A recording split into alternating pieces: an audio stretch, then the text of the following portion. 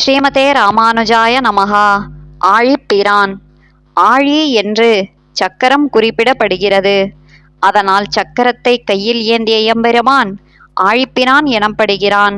ஆய்ச்சி அன்று ஆழிப்பிரான் புறம் புல்கிய என்று சக்கரத்தை ஆயுதமாக கொண்ட எம்பெருமான் கண்ணனாக அவதரித்தான். அப்போது தன்னுடைய தாயான யசோதையை பின்பக்கத்திலிருந்து அணைத்து கொண்டமை பற்றி கூறுகிறார் பெரியாழ்வார்.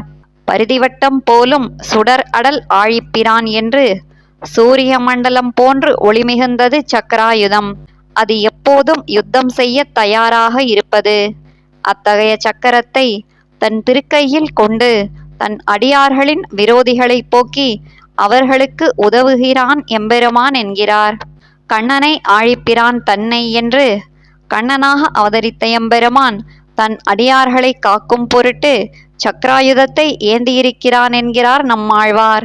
ஆழிப்பிரான் எனக்கே உளன் என்று சக்கரத்தை ஆயுதமாக கொண்ட எம்பெருமான் என்னுடைய பாடல்களுக்கு தானே விஷயமாக இருக்கிறான் என்கிறார்.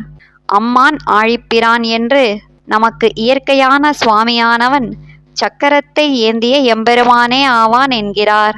அலைக்கடல் பள்ளி அம்மானை ஆழிப்பிரான் தன்னை என்று அலைகள் வீசும் திருப்பார்கடலில் பள்ளி கொண்டவன் எம்பெருமான். அந்த அழகை காட்டி என்னை தனக்கு அடிமையாக்கி கொண்டான். அந்த அழகிற்கு மேலும் அழகு சேர்க்கும் சக்கரத்தை திருக்கையில் ஏந்தியிருக்கிறான் என்கிறார். ஆழிப்பிரான் மாய வல்வாய் பிளந்த என்று கம்சனால் ஏவப்பட்ட கேசி என்ற அசுரனை கேசி என்ற அசுர குதிரையை வாயை பிளந்து கொன்றவன் கண்ணன். சக்கரத்தை ஏந்திய தன்னுடைய கையும் தானுமான அழகை எனக்கு காட்டி அனுபவத்தை ஏற்படுத்துபவன் என்கிறார். ஆழிப்பிரானை சேர்ந்தவன் வன்குருகூர் நகரான் என்று தம்மை பற்றி கூறுகிறார் நம்மாழ்வார். திருக்குருகூரை சேர்ந்த தாம் எம்பெருமானை திருவடி பணிந்து அடிமை செய்து தாம் அவனை அடைந்ததாக கூறுகிறார்.